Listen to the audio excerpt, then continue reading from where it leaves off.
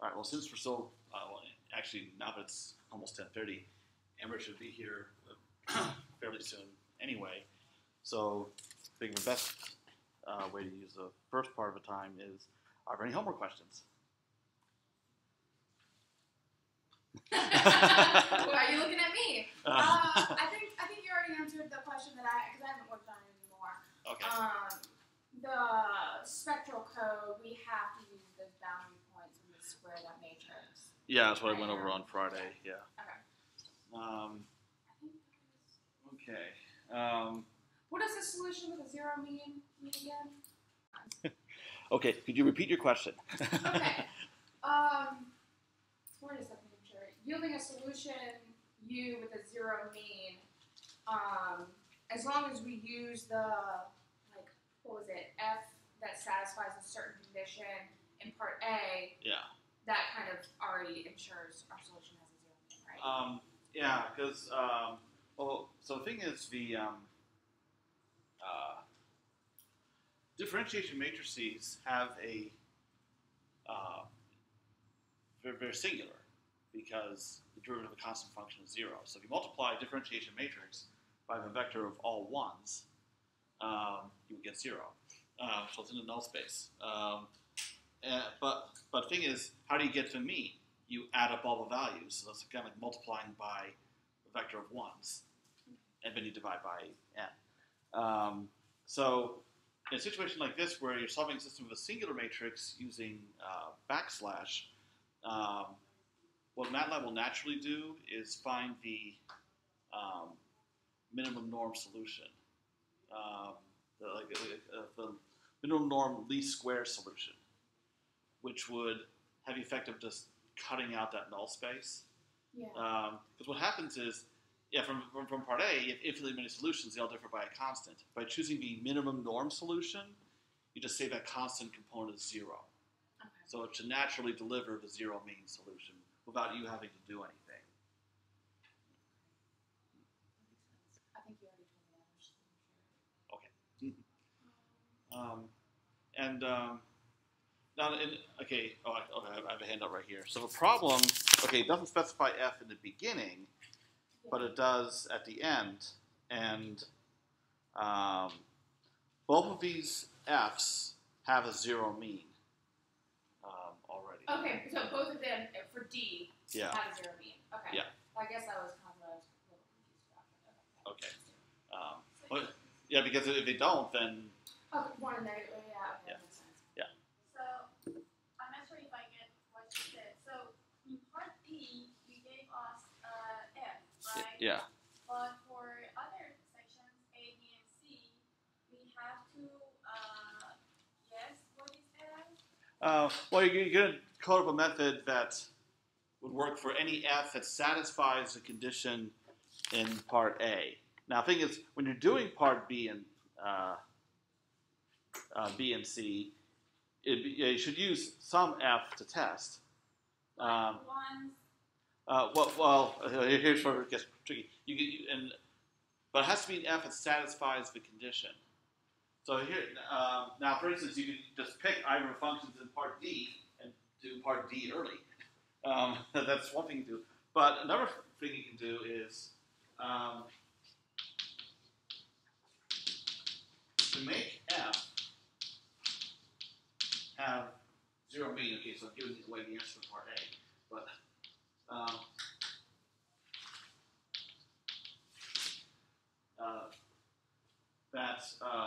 because f has to have a zero mean, because if it has a non-zero component, there's no way you can multiply any u by a differentiation matrix which zeroes out the mean component and have that equal to a non-zero mean component on the other side. So to make f have zero mean, okay. So I'm not sure how much got lost, but any u whatsoever, you multiply by the differentiation matrix, that will make the mean component of the result 0. Then you have to equate that to all the components of f. So that's why f has to have a 0 mean component, or there's no way you can have equality. So to make f have a 0 mean, so you just make up a vector of x's, and then you specify some made-up function. F is equal to, x squared or sine x or anything like that. To force it to have a zero mean, you can do f is equal to f. Well, actually, first, for convenience, make a vector of ones. And this time, it's going to be n minus, let's see, actually, we're dealing with the f you're going to use in your system is only the interior points.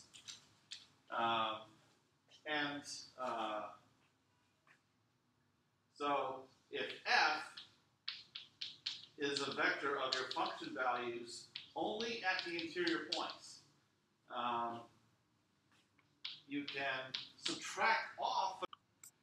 Okay, so you can subtract off a component of f in the direction of E. And the way you do that is E transpose f divided by E transpose E times E. So what that is, that last term, that is the projection of f onto E. And then you need to subtract that out.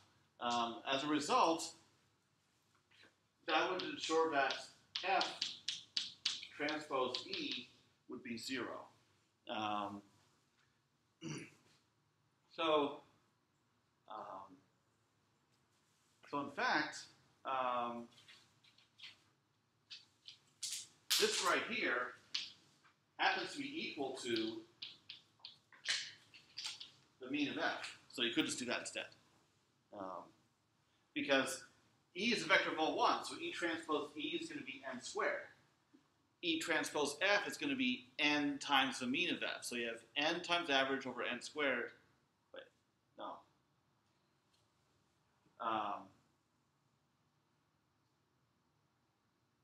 Sorry, that's not entirely accurate. Okay. Oh, yeah, sorry. Denominator is n, not n squared. And then this is just a sum of all the elements of f. So sum of all the elements divided by n, that's the mean. So, okay. Okay. Say that again. You said that. I thought you said n squared on top divided by the mean of f, and then you just said the denominator No, is n. I accidentally said the denominator was n squared. It should be the numerator. No. The numerator is the sum of all the elements, which is the same as n times the average, n times the mean, and the denominator is n, so the n's cancel out.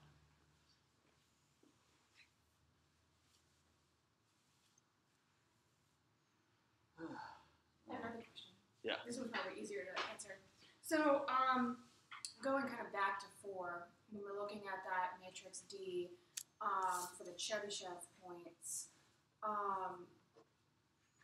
so you told us how to get those interior points. I guess I'm not seeing like how we would write and code those exterior points. All those entries, you mean? Yeah, those entries. Okay. Well, because you're gonna. So what you're gonna do is you're gonna work with all the Chebyshev points, including the boundary points. So cosine pi j over n, where j goes from 0 to n. Yeah. For a total of n plus 1 points. So you make an n plus 1 by n plus 1 matrix. Yeah. And now, the way the entries are indexed, because it's from x0 to xn, so you think of it as the entries being labeled ij going from 0 to n. Okay. Yeah.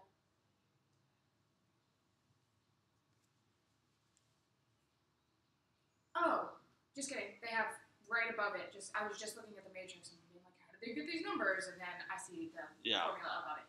So just kidding. Okay, that makes sense. Well, formulas are just in terms of the x's anyway. Yeah. Yeah. Okay. Yeah. Now it's making more sense. Okay. I have a question on the written flat ordering. Yeah. That helps you have a difficulty better when you go to solve. Yeah. Do you have to undo that once you get the solution? Yes, because now when you're reordering only the rows, you don't have to. You just solve a system and and everything's in the right order. If you reorder for rows and columns, and this is for any rearrangement, not just red black. If you reorder reorder the columns in any way, you have to undo that ordering.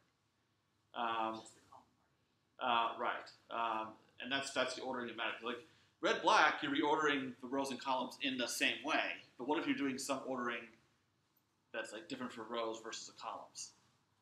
Then it's a column ordering that would matter. That's important, for instance, for other situations like I didn't cover it in this class, but complete pivoting as opposed to partial pivoting, where complete pivoting involves reordering rows and columns. Okay. So if so in terms of equations,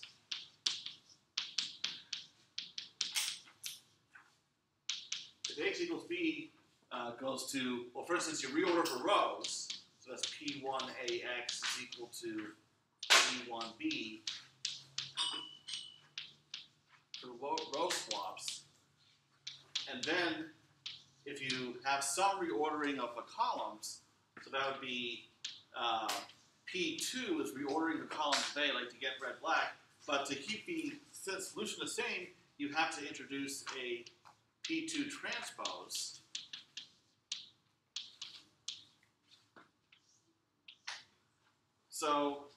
So this is your red-black matrix. This is your red-black ordering right-hand side. This is your red-black solution, which I'll call Y. So once you solve that system and you get Y, then to get X,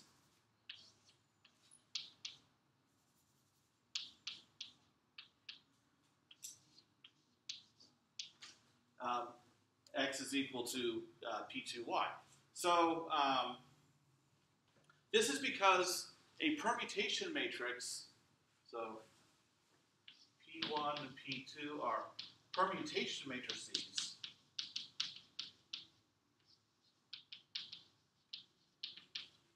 Which, as a review, because I haven't covered them in this class, but like it comes up in 610, for instance, what happens is you are just reordering the rows or columns of identity, and that gives you permutation matrix. Permutation matrices are orthogonal. So, like P2 transpose is the same as P2 inverse. And what makes this convenient from a coding standpoint is, once you figure out your red-black ordering to deal with a matrix, then you apply that same ordering to your solution after you get it, and that gives you your, solution X in lexicographic ordering.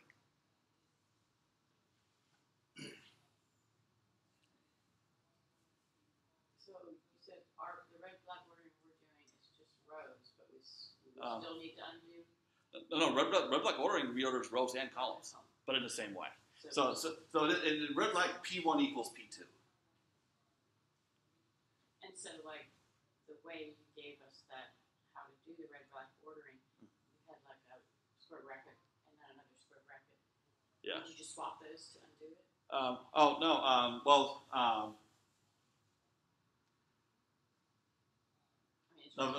to undo the... that wouldn't work. You'd have to figure out you wouldn't. Okay, that's something you wouldn't need to do anyway, because you never need the inverse of a permutation. Yeah, because like you said, like except for matrix, you have this ordering for rows, comma, same ordering for columns. Then you use that same ordering again here, but only once because it's a vector, not a matrix. Just to swap its elements around.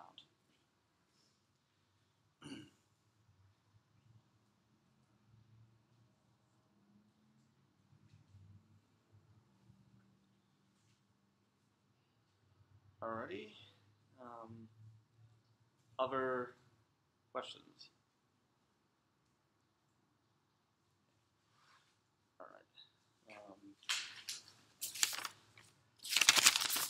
All right, so now what we're going to do is, I want to ask one yeah, question. okay. About part D, the second function. Yeah. So since x is the interval pi over 2, 3 pi over 2, and for x in code we're multiplying h by from 1 to n minus 1, right? Yeah.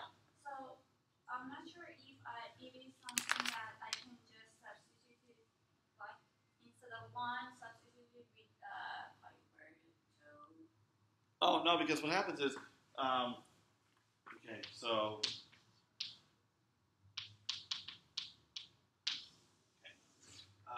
so your function on the interval 0 to 2 pi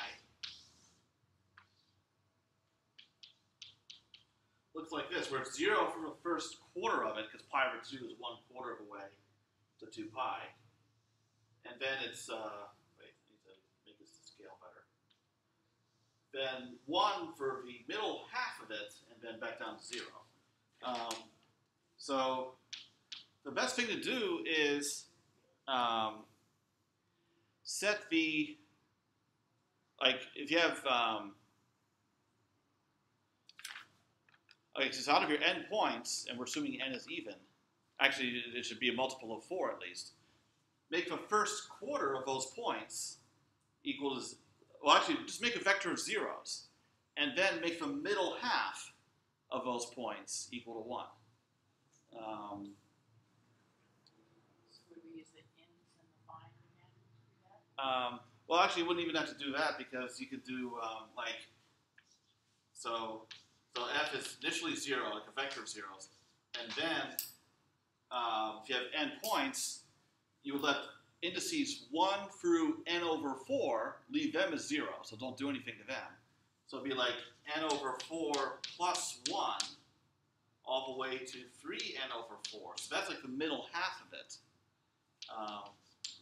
And that would be equal to 1, and then the rest of it is left at 0.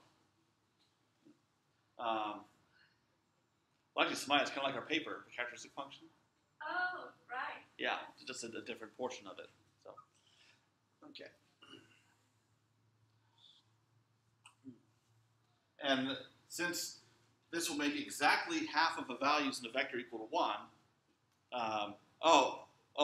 sorry, I goofed. That part is equal to 1. The rest of it is equal to minus 1. But, okay, so actually what you can do is you can set f equal to minus 1, a vector of minus 1s. Well, once. Has to be a vector. And then set certain elements equal to 1, and then that's it. Yeah, so then half the elements will be equal to minus 1, half the elements will be equal to 1. Therefore, it'll have a 0 mean. So excuse me, 3 pi over 2 is open interval, right? Yeah, now, yeah, this is something that bugs me because I just took it off the MIT site, but really, what I've done here slightly changed it. So this has f equals 1 for x in, I make it an open interval the other way. Because your points are numbered at h, 2h, 3h, etc. We're leaving off a first point. So this would have the effect of implementing this function, and I did that for the symmetry of it, which isn't really a big deal, but I thought it would look nicer. Whereas if you were to do this, f of n over 4 up to 3n over 4 minus 1 is equal to 1, then that would be a closed interval on the left side and an open interval on the right side, like in the handout. I don't really care what you do, because it's going to have a 0 mean in any case. I didn't like this one because it made it lopsided. And that's only because we're using the points excluding the left boundary to account for the periodicity.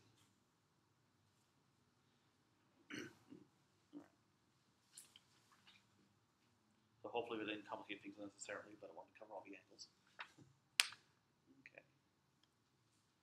Other questions? All right. Okay, so where I left off, I was talking about Krylov subspace methods, and I've given criteria for Krylov subspace methods, like how to select the next iterate. So, for instance, Conjugate Gradient makes all the residuals orthogonal.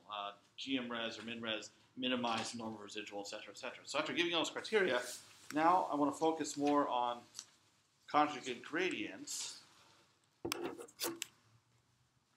and what it does.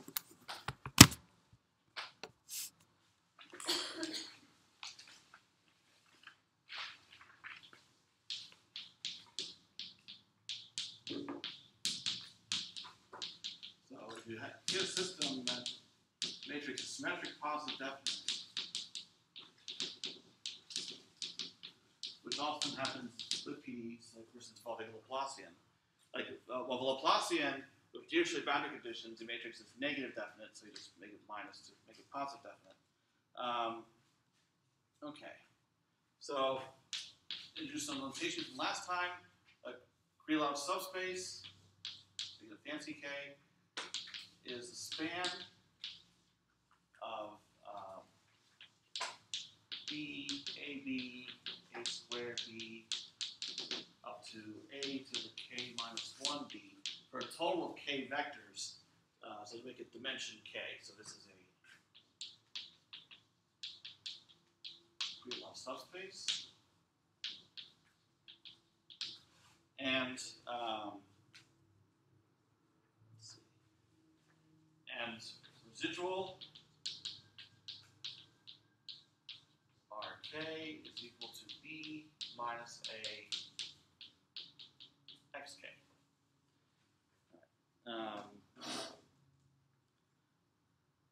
So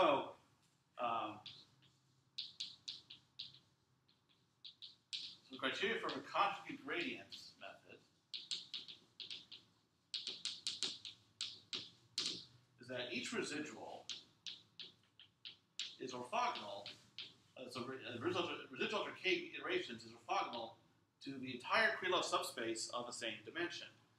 And the reason for that is, as a fix for a related method, steepest descent. If you solve this system by the method of steepest descent, where the descent direction is the residual,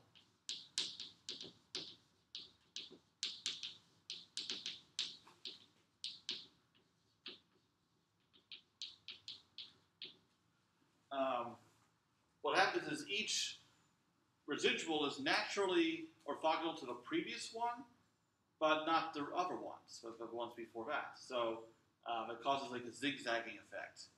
So in order to avoid covering old ground again, we require this condition. Each residual must be completely independent of all previous directions that were taken. Okay. Now, Excuse me. Yeah. Just to make sure, is that K this time? Is it the one that we used to explain stiffness in Krylov subspace versus KSS? Oh, wait. Explain what? The stiffness. Stiffness. So, for example, we said that in Krylov subspace, we get all these ones at a time, right? Right. But in KSS, we can make it one at a time, not all of them once at a time. Okay. So, I'm really sorry, but I'm not fully understanding it. okay, so I just misunderstood. Okay.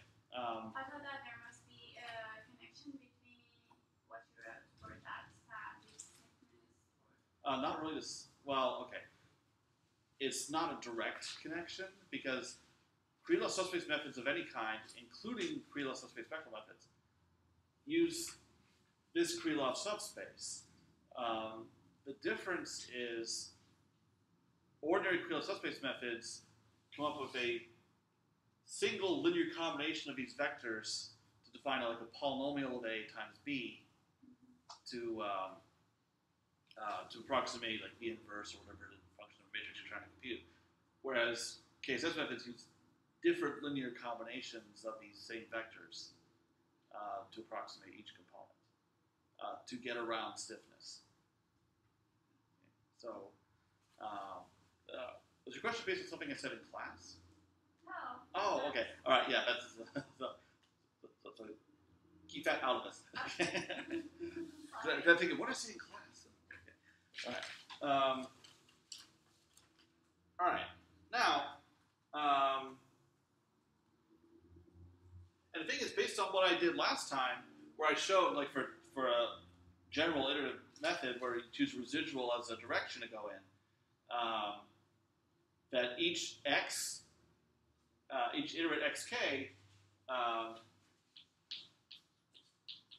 belongs to this Krylov subspace.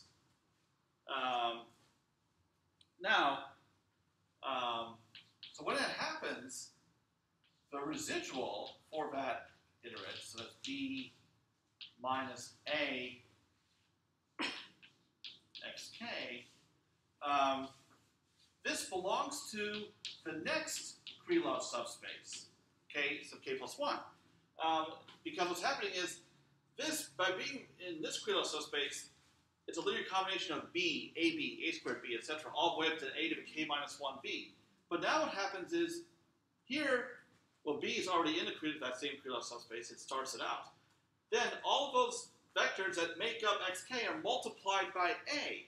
So you have to go out one further. You need a to the k b in this. So that means it belongs to the next Krylov subspace. So with each iteration, you get a residual that's in a larger Krylov subspace than the one before.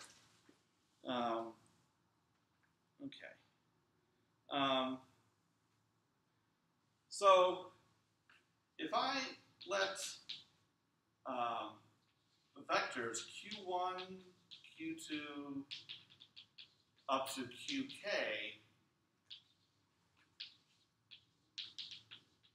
be an orthonormal basis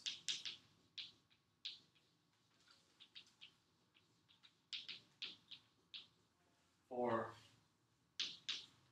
this Krylov subspace, which, by the way, happens to me that they would be Lamb-Cho's vectors. Then, because of the criteria we're trying to enforce, that this residual is in this Krylov subspace, so that means it would include qk plus 1, but it has to be orthogonal to all of these.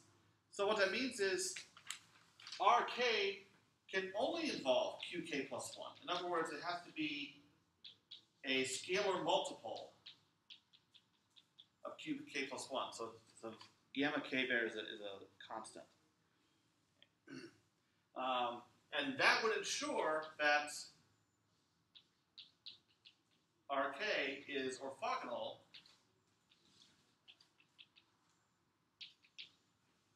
to all previous residuals.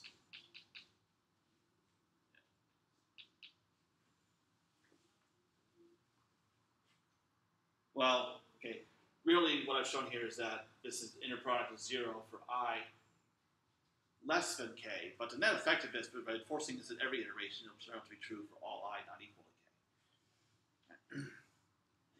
k. Okay. So to help ensure that each residual is orthogonal to all previous residuals, having this basis is going to be helpful to ensure that. Okay. Now, so to figure out how to actually make this happen, this is just what we want to have happen. Need some definitions.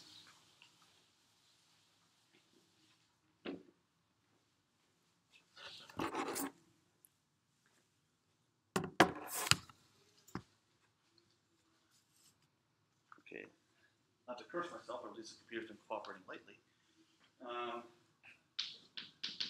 So I can define delta R I to be the difference of residuals.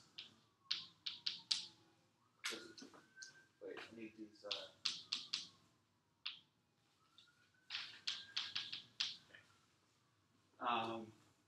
And then I'm also going to define delta xi to be the difference of x's. So that'll help to compute other things. All right. Now, let's see.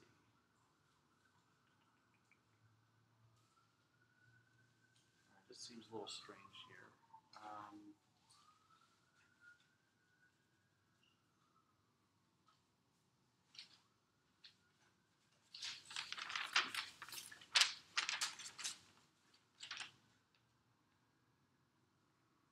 Because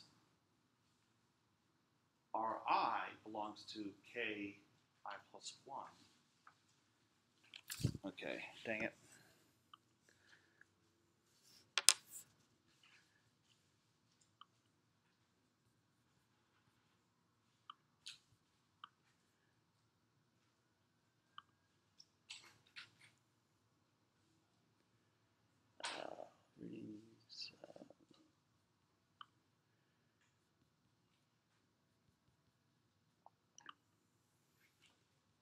I'll check against the original notes here because I was about to write something that I don't think is true.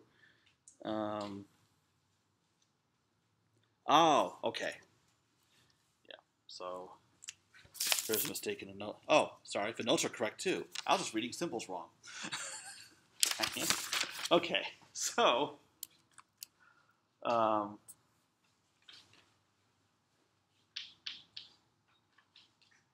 Mondays. So delta Ri is orthogonal to Ki. All right. So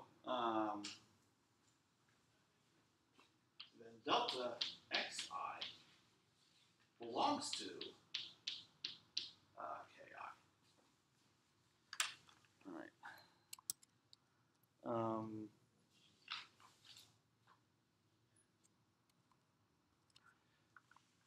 So because one of these vectors is in a certain Krylov subspace, and then the other vector is orthogonal to that Krylov subspace, then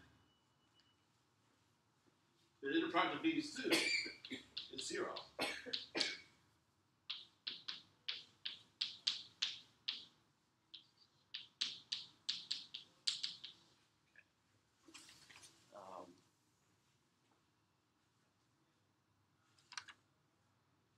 Actually, I can make a stronger statement.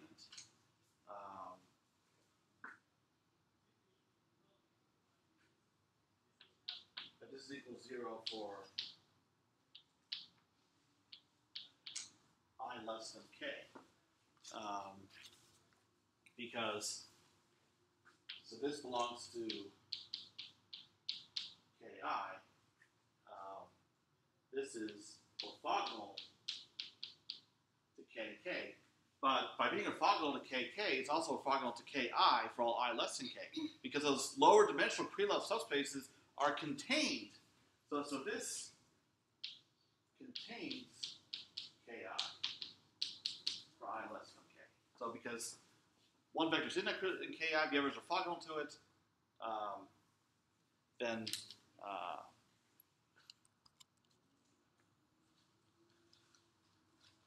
these two must be orthogonal. Okay.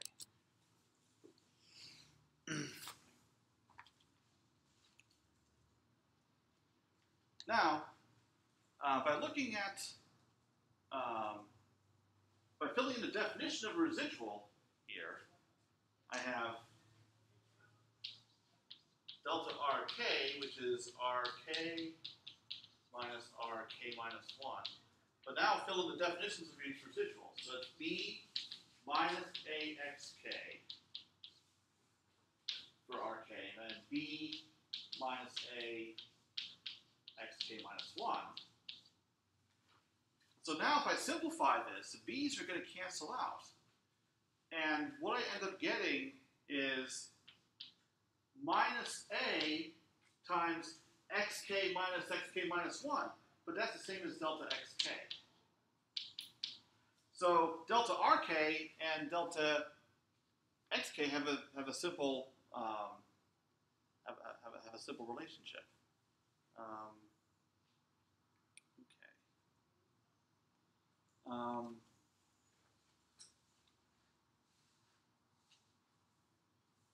So now, if I go ahead and take this and substitute that in here, then what I get is delta xk transpose A delta xi is equal to 0 for I less than k. And actually, by considering the symmetry of this relationship, I can really say I not equal to k. Now, what I did to get from here to here, the minus I just dropped because the whole thing is set equal to 0 anyway, so I can negate both sides. And I moved the A out of this transpose and put it here, which I'm allowed to do because A is symmetric. So these delta xi's, they're not orthogonal, because normally we'd say they're orthogonal if delta xk transpose delta xi is 0 with no A in there. But because the A is in there, we can't say they're orthogonal. They are A orthogonal.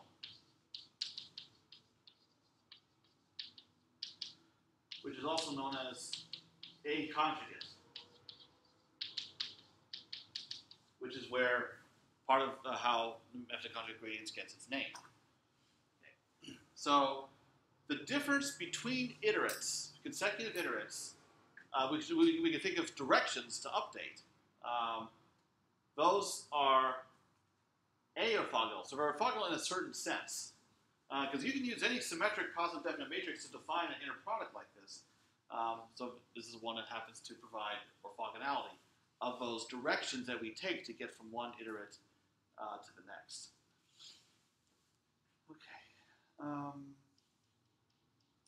There's something that's still bugging me here, which points to a mistake in the MIT notes as well.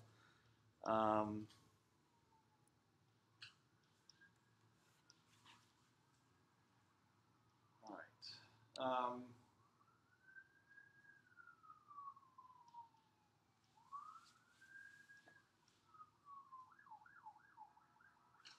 so delta xi belongs to ki.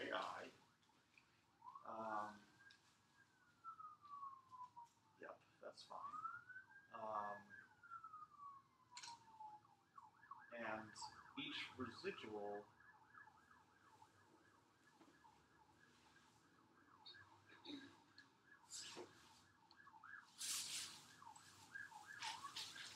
what troubles me is this residual belongs to ki plus 1. This residual belongs to ki.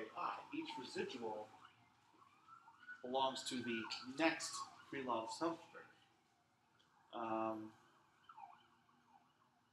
But now,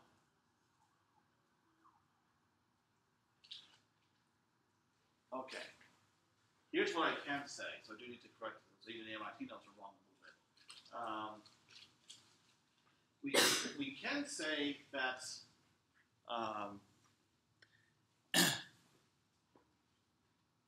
this is perpendicular to k sub I minus 1. So delta. So down here we can say that delta rk. Yes, it is. It is. Okay. So really, it's perpendicular to k sub k minus 1,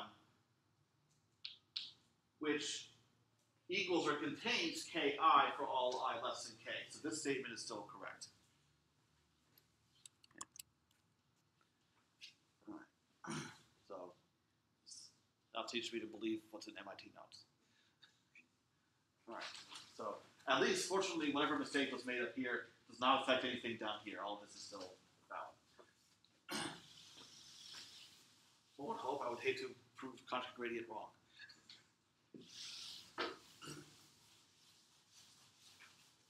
Might be a problem. And conjugate gradient is such a popular method in the numerical linear algebra community.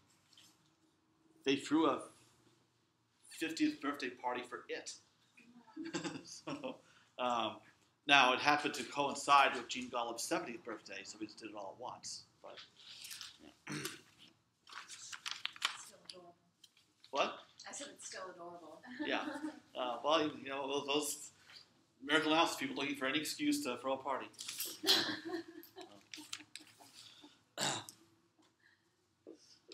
Still hoping I'll throw one for like my 60th birthday or something. Okay. Now, I need to find a non-standard inner product for generic vectors u and v. So inner product with the subscript of a is just going to be u transpose av. So in other words, to write what I just had there in this notation, I can say that delta x k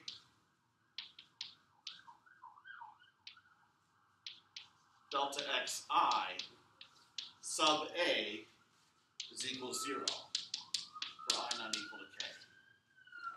So I'm just rewriting the same factor from previous board in this notation. Okay.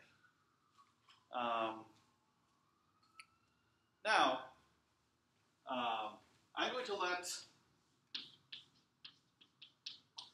xk be equal to xk minus 1 plus some constant alpha k dk minus 1. So this is the same as delta x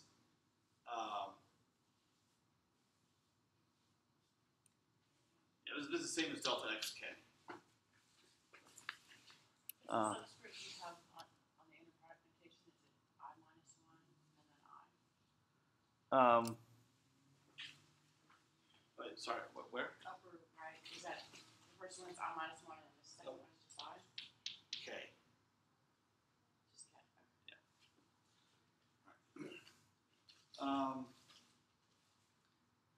And then, okay. And then I define, and this I'm going to call search direction.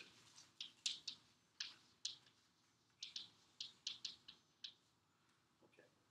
And I'm going to find that dk to be equal to rk plus beta k. Oh, wait. You need subscripts here. All right. Now, so in other words, each search direction is going to be equal to the linear combination of that residual and the previous search direction. Okay. Now,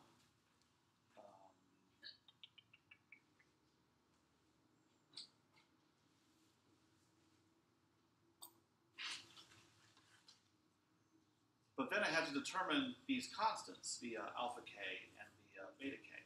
So alpha k are chosen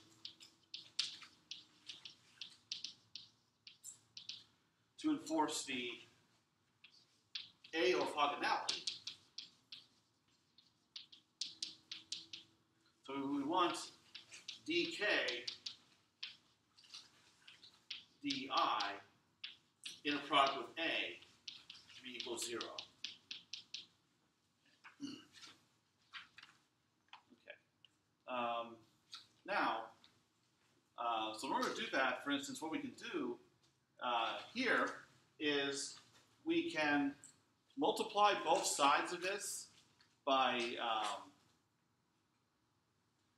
let's see, actually,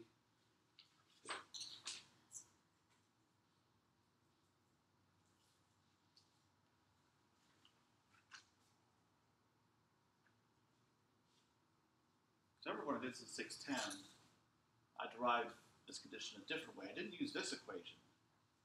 I used the equation for the residuals.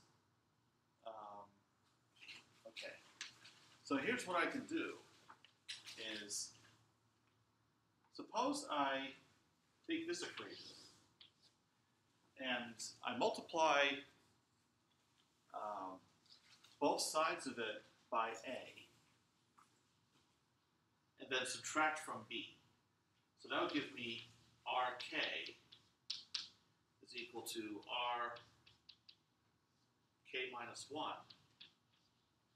And I've already multiplied this whole thing by A, and I subtracted both sides from B, but the subtraction from B goes over here to give me RK minus 1. So I'll get minus alpha K A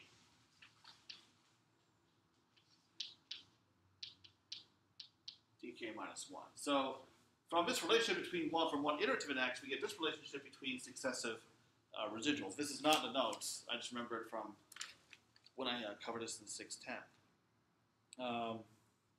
So, in fact,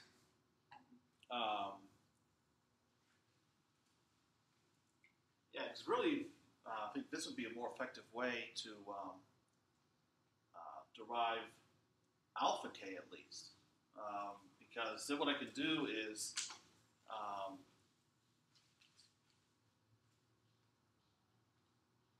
yeah, I could take the take inner products of both sides. So what I'm going to do here is I'm going to take the inner product of both sides with RK minus 1.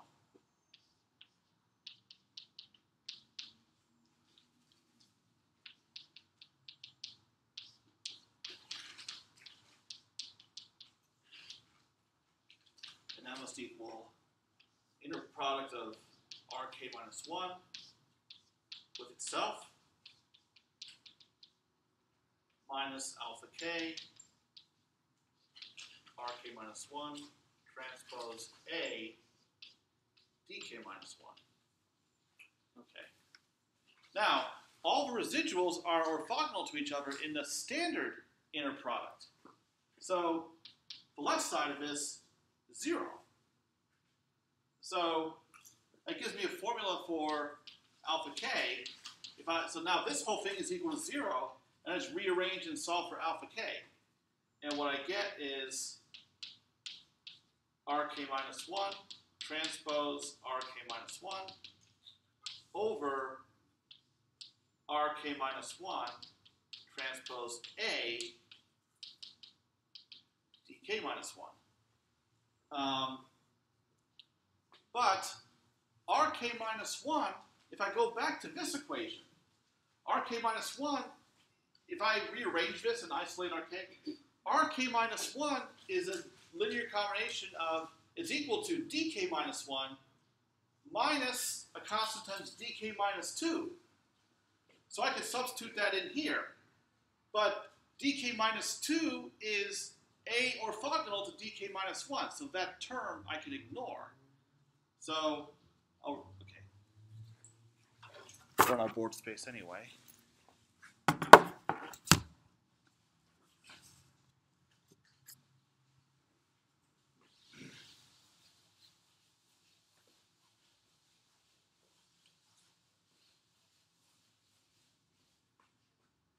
So, what I have currently is RK minus 1 transpose A dk minus 1. So just focusing on that part of it.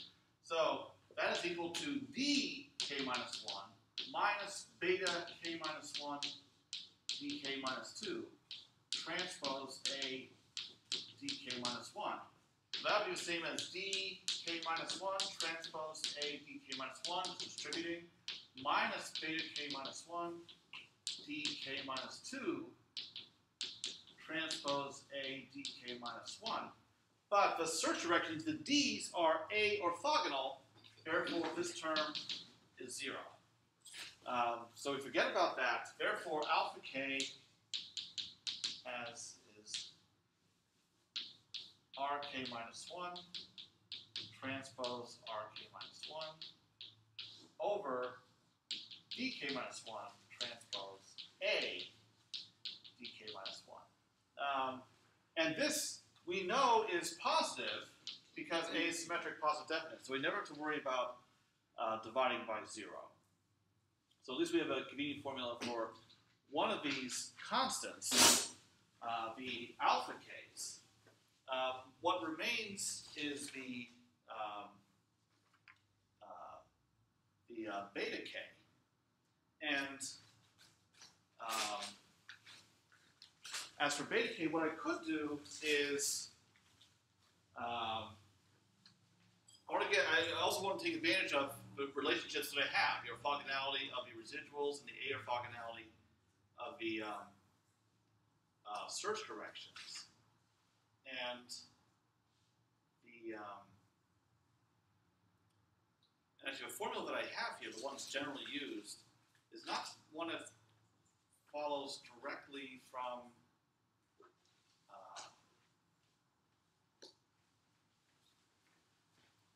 what I have written over there.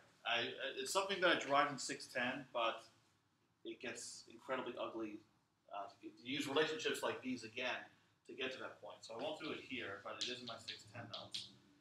Beta k turns out to be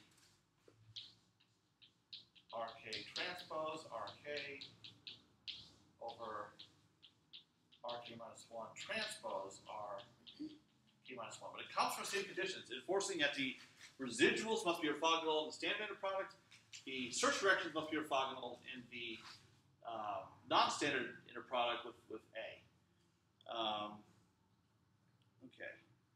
So now the thing is, so this actually completes conjugate gradient method. Now all you do is you start out with your first, if your initial guess is 0, your first direction can just be B, and that's also your first residual. So then you keep updating your residuals and search directions, and then you keep up, then you use the equations over there to keep updating xk, and you're using these formulas for your constants, and that's it. There's only one matrix vector multiplication required, this one, each iteration. So that's the most expensive operation. Everything else is just dot products, operations that take order n effort.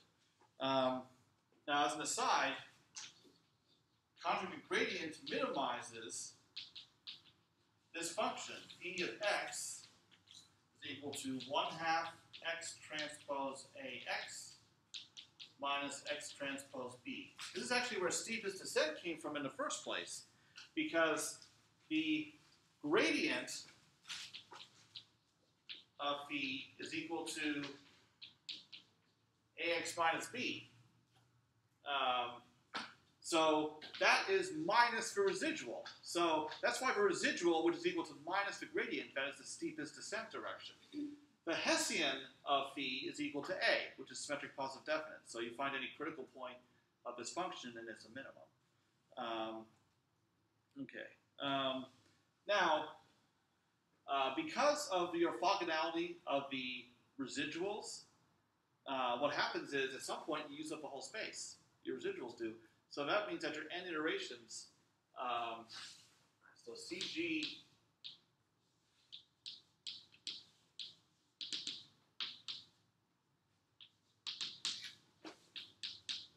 only n iterations would be required. Because if a residual is orthogonal to all previous residuals, after you have n residuals, the only vector orthogonal to all of them is 0. Because your vectors are in Rn. Now, with preconditioning, we'd actually like to get convergence to whatever tolerance in much less than n iterations. So this is not really something to crow about, but because we're dealing with cases where n of matrix A is large, so n is large. And with preconditioning, in many cases, we can actually do that. So it's kind of funny how we always use conjugate gradient as an iterative method, even though technically it's really not. It just computes the exact solution in n steps. But because n is large, for all practical purposes, we think of it as being infinite, so we really want to stop the iteration well before that. Okay, so that's all I'll say about Krylov subspace methods. So we'll take a short break and then multigrid. Okay, what's your question? My question, I understand where the equation for the new x iterate comes from, but the equation for the search direction. Oh, that one? Yes, with the residual. Yeah, that's why this abbreviated presentation of conjugate gradient is unfortunate. Yeah, okay. Yeah, because here's where it actually comes from. I've seen it before, but. Yeah, it comes from the fact that if all of the enforcing the orthogonality of residuals basically gives you Lanczos. So Lanczos produces that Jacobi matrix, and then you perform LDLT factorization on the Jacobi matrix, Okay. and that gives a relationship between, basically gives you at least a relationship between residuals and search directions. And because of that, and then because the Jacobi matrix is tridiagonal, the L is bidiagonal, and that's what causes that relationship there. So it's in my 610 notes. Okay, yeah. And I think, well, actually, I think it's in part of our textbook too. Yeah. So yeah, it's not a consequence of anything I've written here. Yeah. So yeah, really, this presentation of conjugate gradient leaves out a lot. Yeah. Unfortunately, but. I did Yeah, but the thing is, that's why I'm able to do it quickly instead of taking 3 days or so like I did last semester in 610. Okay. All right.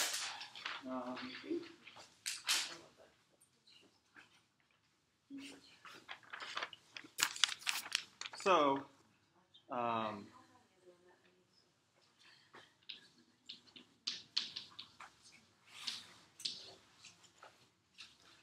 okay.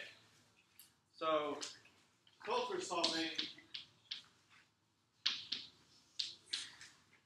like for instance, a heat equation.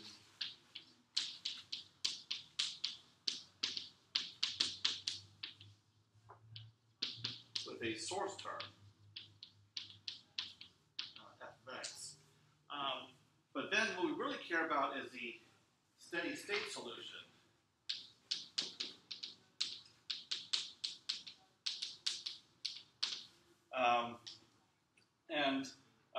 Steady state would just mean that du dt is 0. So then we get Poisson's equation instead. So now if we want to solve that, find out what the steady state solution would be, we discretize by whatever means, and we get, like for instance, by finite differences, and we get a system like usual, AU equals F. I could call it AH, UH is equal to FH, where H is, as usual, our grid spacing. Okay. So we could use any of the methods I've talked about to solve this, like direct methods, Krylov subspace methods, or stationary iterative methods. And I'm going to focus on that, stationary iterative methods, like Jacobi, Gauss-Seidel, etc. But if you look at using a stationary iterative method,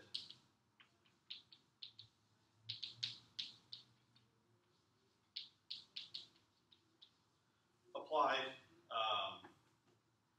but you can think of it as actually being,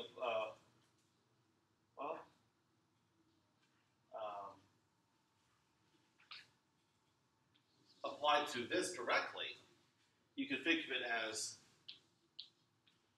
UK plus 1 minus UK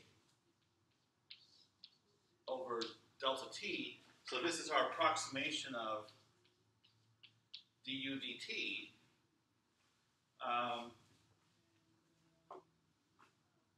plus a uk is equal to f. So just taking the original time-dependent PDE and approximating it by this, we have this stationary iteration, which can be rewritten as preconditioner times difference in solutions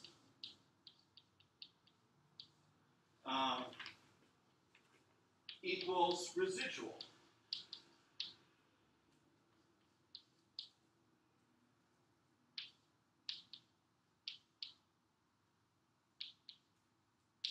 With subscripts of H on everything.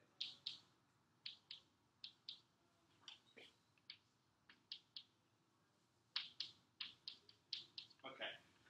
Now, this we've seen before with stationary iterative methods. That for any stationary iteration can be written as preconditioner times difference in solutions equals residual. And the thing is, in this case, the idea is we want like u infinity, as it were. In other words, the solution that you get as t goes to infinity, which is a steady state solution. So using this iteration to solve this, by time stepping, which I'll cover starting tomorrow,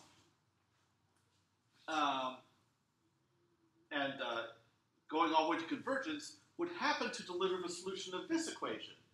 That is represented here. So, and your preconditioner P, in this case, is just 1 over delta T times identity. So, we could use whatever preconditioner we like to solve this, and that would also give us the steady state solution. So, thinking in terms of the original time-dependent equation is just one way to look at it. Okay. Now, what happens when we use these stationary iterative methods like Jacobi and Gauss-Seidel, etc.?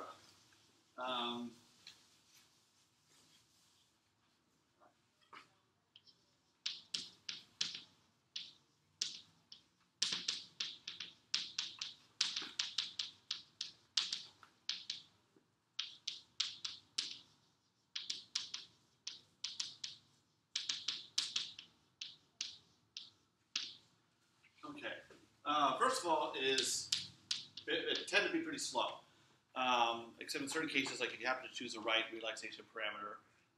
But like Jacobi, Gauss-Seidel, they're not really all that lightning fast. The one thing, though, that's good about convergence that we like to exploit is the error tends to be quite smooth. So it may be larger than we like, but at least it's smooth. So in other words, high frequency components of the error go to 0 rapidly. So the error as a whole is not going to 0, but at least that part of it. The error as a whole is not going to 0 very fast, but at least as part of it is. Okay. Now, so in this case, so because of this, preconditioners that are associated with common iterative methods. So for instance, P equals D for Jacobi. There's also another one, P equals 3/2 D, which is weighted Jacobi. Because hopefully that would have the effect of making the spectral radius of your iteration matrix even smaller. Or P equals D plus omega L, which is SOR, which happens to include Gauss-Seidel in the case of omega equals 1. All of these preconditioners are also referred to as smoothers because they have the effect of making the error smoother by eliminating those high-frequency components. So the question is, now that if you use one of these methods and you accomplish the smoothing of the error, then what? How do you get rid of the rest of the error in an efficient manner? Because you can just go ahead and keep using these, but it'll just take a long time to get rid of that error, longer than you'd like to take. Okay. So, to give you an idea as to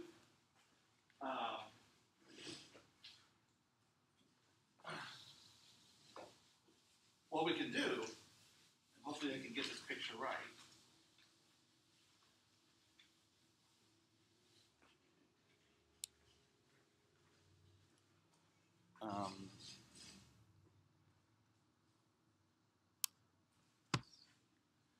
Make sure I got all of that. Okay.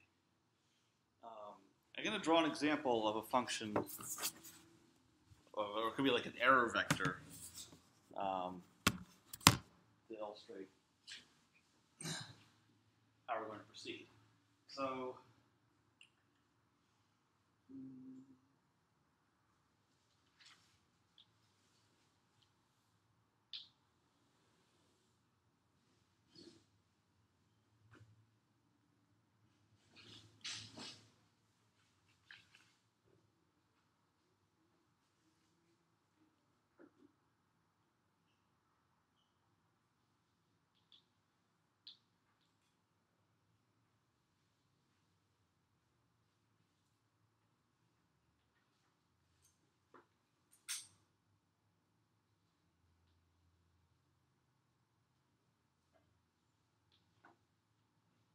never tried this before, so I'm not sure how well this is really going to work.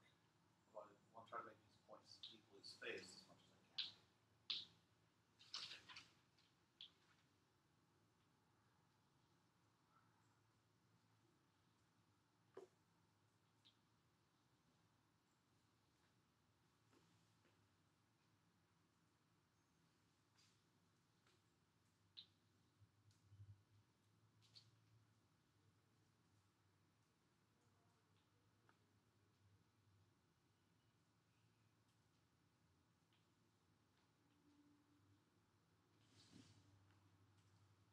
Okay. So,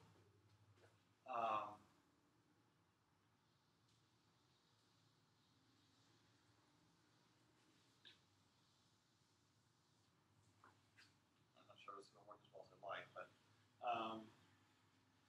okay. So here I have a fairly small resolution, so I have grid points here, here, here.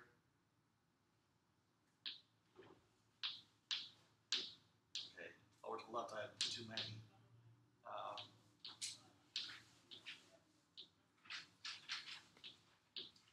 All right.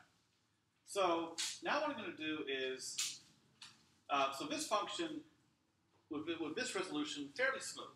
And the way I did this was, as I put down a point, I made sure my next point was not too far away from it in terms of a y value. But then after that, there could be a big dip or a large change. So now what I'm going to do, and we'll see if this really works, is I'm going to copy every other point.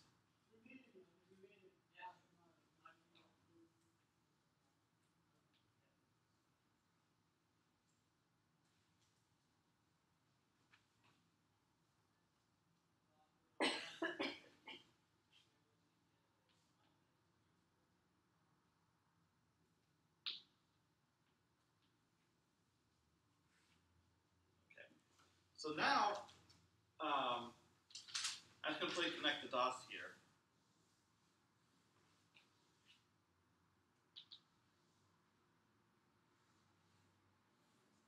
Okay. Now, the resolution that I have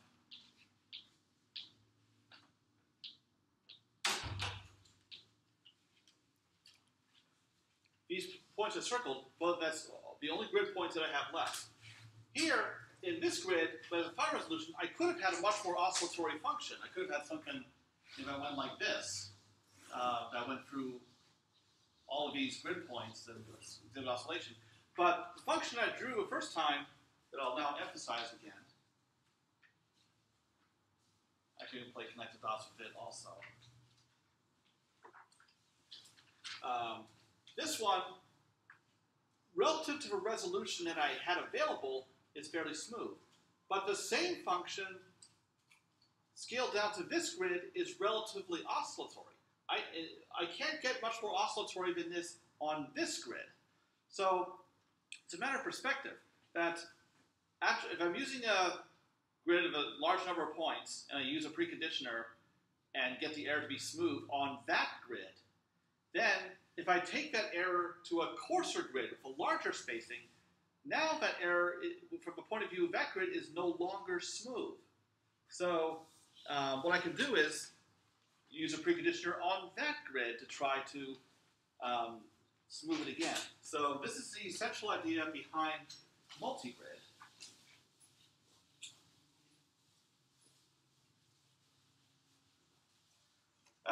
Because if you compare this function, I'll erase the other curve so it's easier to see.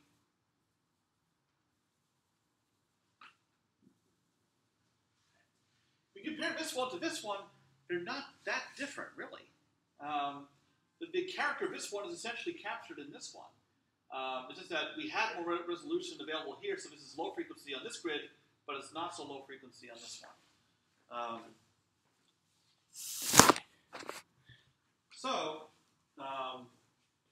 So the way the process works is,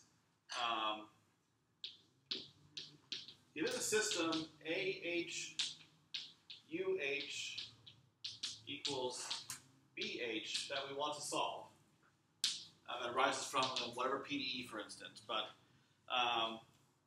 okay, so first thing we do is we use a preconditioner such as Jacobi or Gauss-Seidel or SOR, pH, to get an approximate solution UH. So there will still be some error. It may be significant, but at least it's going to be smooth. That's the key. That's what the preconditioner will accomplish. All right. The second thing is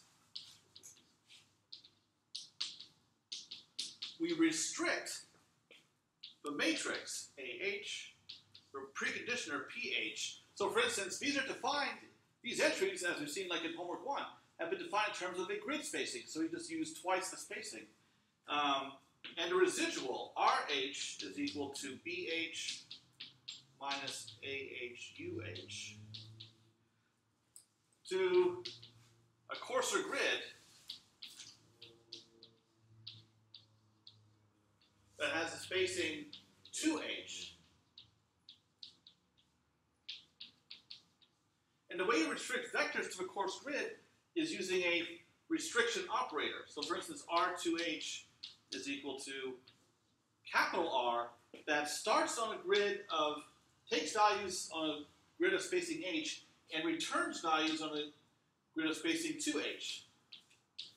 So, so what this does, to restrict to a, from a fine grid to a coarser grid, the process that is used to do this is, what would we use, Haley? Restriction? Yeah, what does the restriction operator actually do? Takes you to a coarser grid. I don't know. Oh, thanks. Sorry. Oh, sorry. I mean, what do you? I guess I don't know. Mathematically, like if we have, I'll draw. I mean, half the grid points. Like, is that what you're talking about? Well, you could take half. Yeah. What's the number way? I don't know. Averaging. Oh, okay. But yeah. Yeah. So. What was that word? Averaging. Sorry, I wasn't paying attention. Okay. Dang, that was your chance to show your multigrid knowledge. I know. Okay. I screwed it up. Yeah. So, for instance, if I have these values, I could just take these. Now that's the option you gave. Or I could, to get a value of this grid point right here, I could use the average of those three values, for instance. So there's both various techniques out for doing it. So the point is, either you just take every other value if that's convenient, or you can do some sort of averaging. So what you actually have here is a rectangular matrix. It has fewer rows because the output is on a grid of fewer points, and then many more columns. So R2H is a matrix of this shape. I've kind of exaggerated it there, but you get the idea. Okay. Then, once you do that, you can just continue on the coarser grid.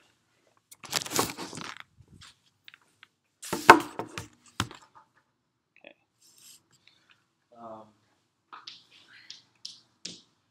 Okay. So then you solve a 2H, U2H. Actually, no, not U, E is equal to R2H. Now, this goes to what we've already seen about linear systems. A times the error is equal to the residual. What we've done is we've not taken the original right-hand side, B, but the residual, R2H, so RH, and brought it down to this coarser grid. So now we're going to solve this problem because this represents error in the solution that we computed earlier.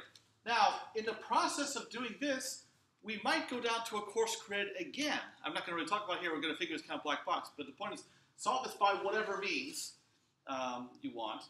And then, but here's the problem. Once you have the error, that is on a coarse grid. But your solution you're trying to get the error of is still on a fine grid. UH is defined there. So you have to take this error back to the finer grid. So that's interpolation.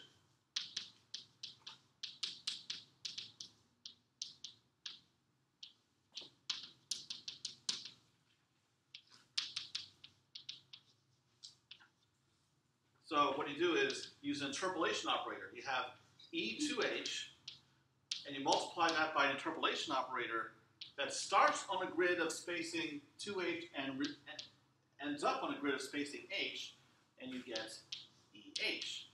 Now you could do something simple like maybe linear interpolation. Often what happens is the interpolation operator and the restriction operator are transposes of each other, or maybe like off by a scaling factor. So there's a very close relationship between the two, but kind of inverses.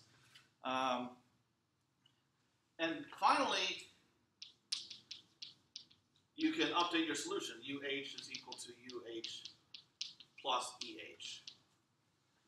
Now, this is similar to something covered in 610, iterative refinement, where we get a residual, solve this system to get the error, and then update the solution. What's new here is that we solve this system on a coarser grid because we already know that this residual can be defined accurately on a coarser grid because the error is smooth. And by going to a coarser grid, less expense. So what happens is you can solve, like, you get your initial approximation in order n operations, and then you solve this system like roughly n over 2 operations, then n over 4, n over 8, etc. So it all adds up to like around 2n because you keep cutting it in half. It's like that joke, infinitely many mathematicians walk into a bar, and so the first one orders a beer, second one orders half a beer, and then a quarter of a beer. Oh, and and so it goes forth. to 2 beers. Yeah, so then the bartender just puts 2 beers out, and he says, you guys got to know your limits. Okay. So, all right. I know I've run out of time, but I only have I have this much notes. So, okay. So, now the way to describe multigrid is only a 2-grid system. You go down to a coarser grid, solve a system however you want to, and then go back to a fine grid. But you can, but multigrid is where you use multiple grids together. So, so during that step of solving for the error, you can coarsen again if you want. So this leads to what is called a V cycle. So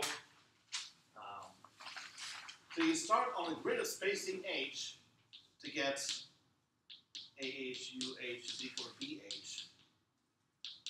And then you get your residual RH. Then you step down through restriction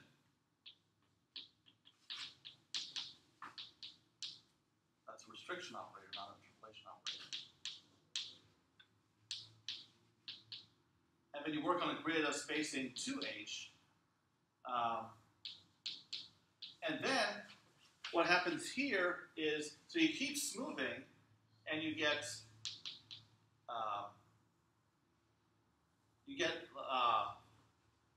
an initial approximation, so A2H, E2H is equal to R2H. But instead of settling for whatever you get here and going back up, you compute you get a new residual.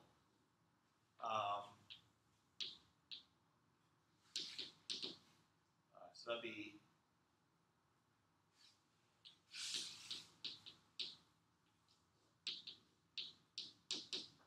so you update your residual, and then you restrict it again.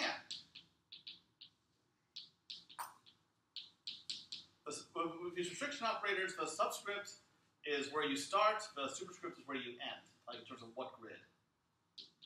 And now you're on a grid of spacing 4H, and you keep going. So what happens here is you smooth, restrict, smooth, restrict when you're going down in the V cycle. Then, at some point, the system is so small, you just solve it exactly. So then what happens is you go back up. So you interpolate between grids, now going from coarser to finer, and here you update. You keep going all the way up. So smooth, restrict as much as you want. Then interpolate, update, until you have your approximation UH that is improved over what you had here because of all the updating. And then, if you want, you can do it again by computing another residual. And so this is like your initial guess, if you will. So that's how a V cycle works. There's also a W cycle. So you start at a certain grid, go down, down, and then you start to come back up, but you don't go all the way back up. You use this as initial guess to coarsen again. So, and you can repeat this if you want in different patterns. So people have tried these combinations to see what works best for their particular problem. How would you know when to decide, oh, I want to go back down? I guess based on what's happening with the error, like is it how smooth it is, for instance, like if the or like what is the smoothness of a residual? If you can gauge that somehow, I honestly haven't seen like looked in papers how they decide to do a V cycle versus a W cycle. Like it may be something where